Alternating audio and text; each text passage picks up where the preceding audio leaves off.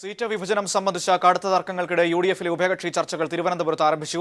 ഉഭയകക്ഷി ചർച്ചകൾക്ക് ശേഷം വൈകിട്ട് യു.ഡി.എഫ് യോഗം ചേരും. വിവരങ്ങളുമായി എം.ആർ. സജേഷ് ചേരുന്നു. സജേഷ്, നേരത്തെ നമ്മൾ പറഞ്ഞതുപോലെ പതിവില്ലാതെ ജോസ് കെ മാണി യു.ഡി.എഫ് യോഗത്തിൽ കേരള കോൺഗ്രസ് എമ്മിനെ പ്രതിനിധീകരിച്ച് പങ്കെടുക്കുന്നു. ഒപ്പം സീറ്റ് വിഭജനത്തിലെ തർക്കങ്ങൾ, 18 സീറ്റ് എന്ന മാണി വിഭാഗത്തിന്റെ അവകാശവാദം, ഒപ്പം കോൺഗ്രസിന്റെ സീറ്റ് വിട്ടു നൽകില്ലെന്ന കോൺഗ്രസിന്റെ നിലപാട്, എങ്ങനെയാണ് ആദ്യ ഉഭയകക്ഷി ചർച്ചയുടെ കേരള കോൺഗ്രസ് മാണി വിഭാഗവുമായുള്ള ഉഭയകക്ഷി ചർച്ചയുടെ രണ്ടാം ഘട്ടം പുരോഗമിക്കുന്നത്?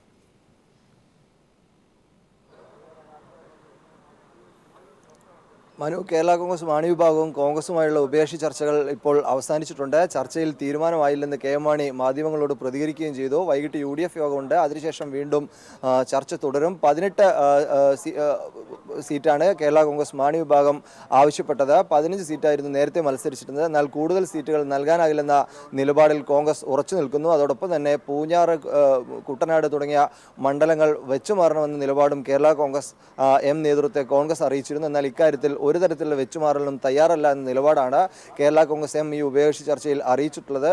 ഏതെങ്കിലും തരത്തിലുള്ള വെച്ചുമാറൽ ആവശ്യമാണെങ്കിൽ മലബാറിൽ ഉറച്ച വിജയസാധ്യതയുള്ള സീറ്റുകൾ തങ്ങൾക്ക് നൽകണം. തിരുവമ്പാടി, ഇരിക്കൂർ തുടങ്ങിയ സീറ്റുകൾ ചോദിച്ചേക്കുമെന്നും കേരള കോൺഗ്രസ് മാണി വിഭാഗത്തിലെ ഒരു വിഭാഗം നേതാക്കൾ പറയുന്നു. എന്നാൽ അത്തരത്തിലൊരു സീറ്റ് ആവശ്യം ഈ ഉഭയകക്ഷി ചർച്ചയിൽ ഉന്നയിച്ചതായി സൂചനകളില്ല. എന്നാൽ ഒരു തരത്തിലും കുട്ടനാടോ പൂഞ്ഞാറോ വെച്ചുമാറിക്കൊണ്ടുള്ള ഒരു പ്രശ്നപരിഹാരത്തിന് തയ്യാറല്ല എന്ന നിലപാട് കേരള കോൺഗ്രസ് നേതൃത്വം ഈ ഉഭയകക്ഷി ചർച്ചയിൽ അറിയിച്ചിട്ടുണ്ട്. മനു, എം.ആർ. സജേഷാണ് യു.ഡി.എഫ് ഉഭയകക്ഷി ചർച്ചകളുടെ വിവരങ്ങൾ തിരുവനന്തപുരത്ത് നിന്നും നൽകിയത്. പി.സി. ജോർജിനെ അയോഗ്യനാക്കിയ സ്പീക്കറുടെ നടപടി ഹൈക്കോടതി റദ്ദാക്കി.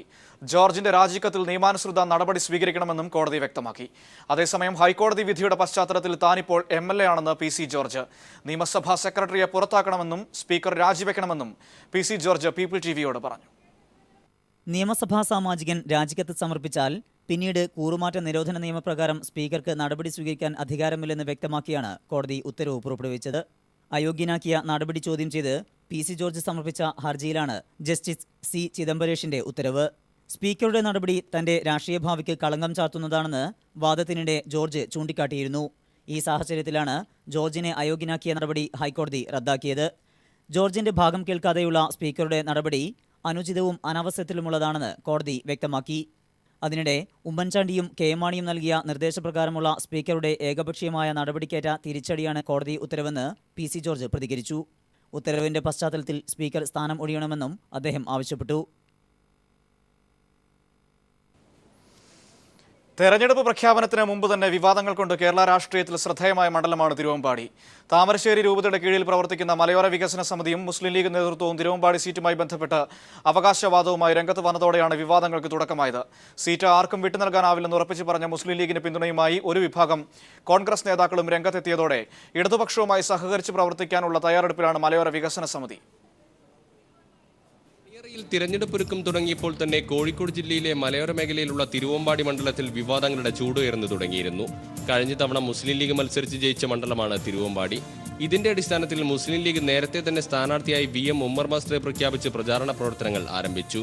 എന്നാൽ മാർച്ച് 4-ന് കോഴിക്കോട് ഗസ്റ്റ് ഹൌസിൽ വെച്ച് താമരശ്ശേരി രൂപതയുടെ കീഴിൽ പ്രവർത്തിക്കുന്ന മലയോര വികസന സമിതി നേതാക്കൾ മുഖ്യമന്ത്രി Oommen Chandy, KPCC president VM Sudheeran, ആഭ്യന്തരമന്ത്രി രമേശ് ചെന്നിത്തല എന്നിവരുമായി കൂടിക്കാഴ്ച നടത്തി തിരുവമ്പാടി സീറ്റ് കോൺഗ്രസ് ഏറ്റെടുക്കണമെന്നാവശ്യപ്പെട്ട് രംഗത്തെത്തി. കർഷക പ്രതിനിധിയെ വരുന്ന തെരഞ്ഞെടുപ്പിൽ സ്ഥാനാർത്ഥിയാക്കണമെന്നായിരുന്നു മലയോര വികസന സമിതിയുടെ ആവശ്യം.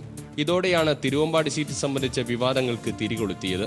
സ്ഥാനാർത്ഥിയെ പ്രഖ്യാപിച്ചതിനാൽ സീറ്റ് വിട്ടുനൽകാനാവില്ലെന്ന നിലപാട് മുസ്ലിം ലീഗ് സ്വീകരിച്ചതോടെ UDF പ്രതിസന്ധിയിലായി. സീറ്റിന്റെ കാര്യത്തിൽ അനുകൂല നിലപാട് സ്വീകരിക്കാമെന്ന് മലയോര വികസന സമിതി പ്രതിനിധികൾക്ക് ഉറപ്പു നൽകിയ കോൺഗ്രസ് കൃത്യമായ തീരുമാനമെടുക്കാനാകാതെ കുഴങ്ങി. ഒരു ഘട്ടത്തിൽ കോൺഗ്രസും മുസ്ലിം ലീഗും തമ്മിലുള്ള പ്രശ്നം എന്ന രീതിയിലേക്ക് വിവാദം വളർന്നു. ഇതിനിടയിലാണ് PK കുഞ്ഞാലിക്കുട്ടി 2011 മുഖ്യമന്ത്രിക്ക് എഴുതി നൽകിയ ഉടമ്പടി കത്ത് പുറത്തുവരുന്നത്. അടുത്ത തിരഞ്ഞെടുപ്പിൽ ജയസാധ്യതയുള്ള മറ്റൊരു സീറ്റ് നൽകിയാൽ കോൺഗ്രസിന് തിരുവമ്പാടി വിട്ടു നൽകാമെന്നെഴുതി ഒപ്പിട്ട് നൽകിയ കരാർ പുറത്തുവന്നതോടെ മുസ്ലിം ലീഗ് പ്രതിരോധത്തിലായി. മുസ്ലിം ലീഗിൽ നിന്ന് ഏതുവിധനെയും സീറ്റ് പിടിച്ചെടുക്കുക എന്ന ലക്ഷ്യത്തോടെ ഒരു വിഭാഗം കോൺഗ്രസ് നേതാക്കളാണ് കത്ത് മാധ്യമങ്ങളിലൂടെ പുറത്തുവിട്ടതിന് പിന്നിലെന്നാണ് മുസ്ലിം ലീഗ് നേതൃത്വത്തിന്റെ പരോക്ഷമായ ആരോപണം. താമരശ്ശേരി ബിഷപ്പിന്റെയും അന്നത്തെ KPCC പ്രസിഡന്റ് രമേശ് ചെന്നിത്തലയുടെയും സാന്നിധ്യത്തിലായിരുന്നു 2011 ഉടമ്പടി തയ്യാറാക്കിയത്. എന്നാൽ ഇപ്പോഴത്തെ സാഹചര്യത്തിൽ കത്ത് വിവാദമാക്കേണ്ട കാര്യമില്ലെന്നും സീറ്റ് മുസ്ലിം ലീഗിന്റെ തന്നെയാണെന്നുമുള്ള ഉറച്ച നിലപാട് മുസ്ലിം ലീഗ് തുടർന്നു. മുസ്ലിം ലീഗ് അനുകൂല നിലപാടുമായി KPCC പ്രസിഡന്റ് VM സുധീറിനടക്കം രംഗത്ത് വന്നതോടെ കോൺഗ്രസ് തങ്ങളെ വഞ്ചിക്കുകയായിരുന്നുവെന്ന് മനസ്സിലാക്കിയ മലയോര വികസന സമിതി പ്രവർത്തകർ വിവാദം മറ്റൊരു തലത്തിലേക്ക് എത്തിച്ചു. കർഷകരുടെ ആവശ്യങ്ങൾ അംഗീകരിക്കുന്നവരുമായി യോജിച്ച് പ്രവർത്തിക്കുന്നതിനായി ചർച്ചയ്ക്കുള്ള വാതിലുകൾ മലയോര വികസന സമിതി തുറന്നിട്ടു. ഈ തീരുമാനത്തോട് അനുകൂല നിലപാടാണ് LDF സ്വീകരിച്ചത്. മലയോര കർഷക ജനതയെ വഞ്ചിച്ചിരിക്കുന്നു എന്നുള്ള വികാരം പ്രകടിപ്പിച്ച് പരസ്യമായി രംഗത്ത് വരുന്നവർ ഒരാശയവിനിമയത്തിന് തയ്യാറായാൽ വാതിൽ പൊട്ടിയടക്കേണ്ട കാര്യം ഞങ്ങളെ സംബന്ധിച്ചിടത്തോളമില്ല. കൃഷിക്കാരുടെ താല്പര്യങ്ങൾ പരിരക്ഷിക്കുന്നതിന്, അതുപോലെ ഇതര ജനവിഭാഗങ്ങളുടെ താല്പര്യം പരിരക്ഷിക്കുന്നതിന് ഇതിനോടെല്ലാം നിഷേധ നിലപാട് സ്വീകരിച്ച ഗവൺമെന്റിനെതിരായിട്ട് വികാരം പ്രകടിപ്പിക്കുന്നതിന് മുന്നോട്ട് വരുന്ന ആരുമായിട്ടും ആശയവിനിമയം നടത്തും. LDF നിലപാടിനെ സ്വാഗതം ചെയ്ത മലയോര വികസന സമിതി തിരഞ്ഞെടുപ്പിൽ യോജിച്ച് പ്രവർത്തിക്കുന്നതിന് LDFുമായി ഔദ്യോഗിക ചർച്ചയ്ക്കുള്ള തയ്യാറെടുപ്പിലാണ്. അത്തരത്തിലൊരു സമീപനം ഉണ്ടെങ്കിൽ അതിന് തീർച്ചയായിട്ടും ഞങ്ങൾ സ്വാഗതം ചെയ്യുന്നു. അതിൻ്റെ തുടർ നടപടികളുമായിട്ട് തീർച്ചയായിട്ടും ഞങ്ങൾ മുമ്പോട്ട് പോകും. വളരെ അടിയന്തരമായിട്ട് അങ്ങനെ ഉണ്ടെങ്കിൽ 2-3 ദിവസങ്ങൾക്കുള്ളിൽ ബന്ധപ്പെട്ട ആളുകളുമായിട്ട് ഞങ്ങൾ സംസാരിച്ച ശേഷം അതിൻ്റെ തുടർ നടപടികളെക്കുറിച്ചുള്ള ആലോചനകൾ ചെയ്യും. പ്രാദേശിക തലത്തിൽ LDF നേതാക്കളും മലയോര വികസന സമിതി പ്രവർത്തകരും ചർച്ചകൾ ആരംഭിച്ചിട്ടുണ്ടെന്നാണ് സൂചന.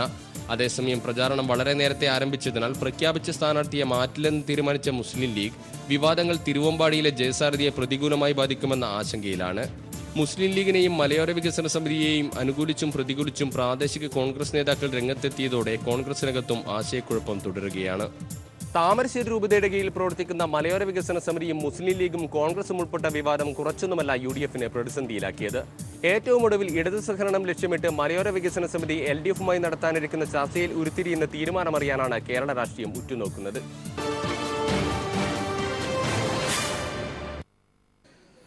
സർക്കാർ ഉത്തരവിന്റെ മറവിൽ പരിസ്ഥിതിക്ക് വെല്ലുവിളി ഉയർത്തി കുന്നിടിച്ച് സ്വകാര്യ നിർമ്മാണ മേഖലയിലേക്ക് ടൺ കണക്കിന് മണ്ണ് കടത്തുന്നതിനെതിരെ വ്യാപക പ്രതിഷേധമുയരുന്നു.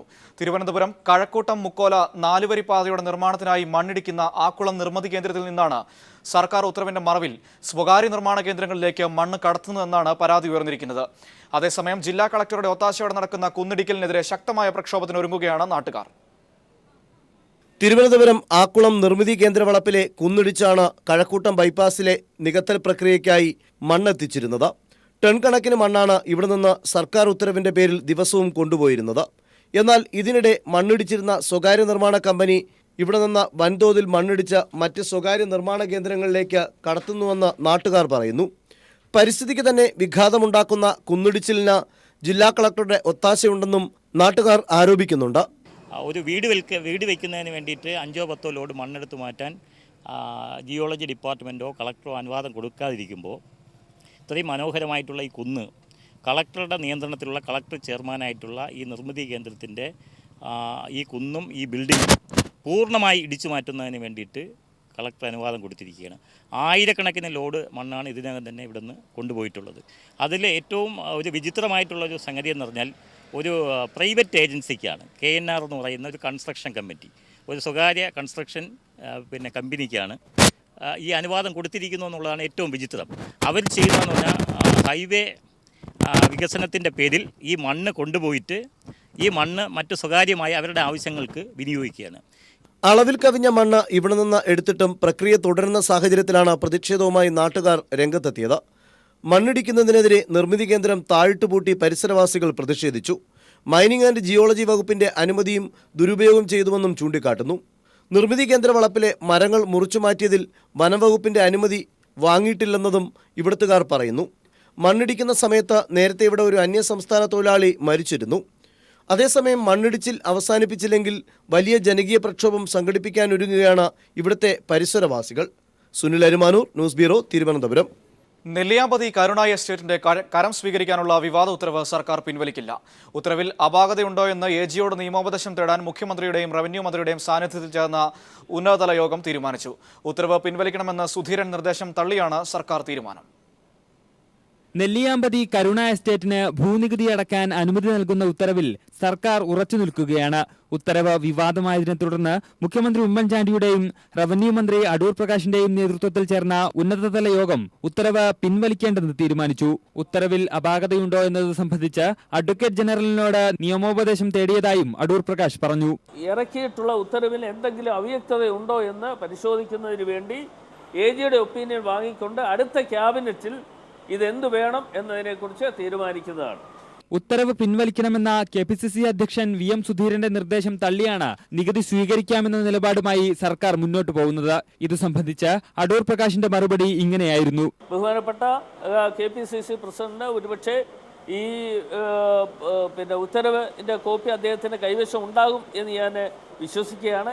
കരുണ എസ്റ്റേറ്റിന്റെ ഉടമസ്ഥാവകാശ രേഖകൾ പരിശോധിച്ച ശേഷം സർക്കാർ ഭൂമി അല്ലെങ്കിൽ മാത്രം നികുതി സ്വീകരിച്ചാൽ മതിയെന്ന് ഉത്തരവിലെ 3, 5 ഖണ്ഡികകളിൽ വ്യക്തമാക്കിയിട്ടുണ്ടെന്നും അദ്ദേഹം പറഞ്ഞു. 2014 എസ്റ്റേറ്റ് സർക്കാർ ഭൂമിയാണെന്നും അത് തിരിച്ചുപിടിക്കണമെന്നും റവന്യൂ വകുപ്പ് റിപ്പോർട്ട് നൽകിയിരുന്നു. ഇതിനെതിരെ പോപ്സ് ഗ്രൂപ്പ് നൽകിയ ഹർജി ഹൈക്കോടതിയുടെ പരിഗണനയിലാണ്. ഈ സാഹചര്യത്തിലും നികുതി സ്വീകരിക്കാനുള്ള ഉത്തരവിൽ സർക്കാർ ഉറച്ചുനിൽക്കുന്നത് സർക്കാരും KPCCയും തമ്മിലുള്ള ശീതയുദ്ധത്തിന് ആക്കം കൂട്ടും. News bureau, Thiruvananthapuram. ഇരിക്കൂറിൽ വീണ്ടും മത്സരിക്കാനുള്ള KC ജോസഫിന്റെ തീരുമാനത്തിനെതിരെ പ്രതിഷേധം ശക്തമാകുന്നു. ഇന്ന് മണ്ഡലത്തിന്റെ വിവിധ ഭാഗങ്ങളിൽ ജോസഫിനെതിരെ പോസ്റ്ററുകൾ പതിച്ചിരുന്നു. കോൺഗ്രസ് പ്രവർത്തകരാണ് പോസ്റ്റർ പ്രചരണം നടത്തുന്നത്. കഴിഞ്ഞ ദിവസവും പോസ്റ്റർ പ്രചരണം നടത്തിയിരുന്നു. KC ജോസഫിന്റെ കോലം കത്തിക്കുകയും ചെയ്തു.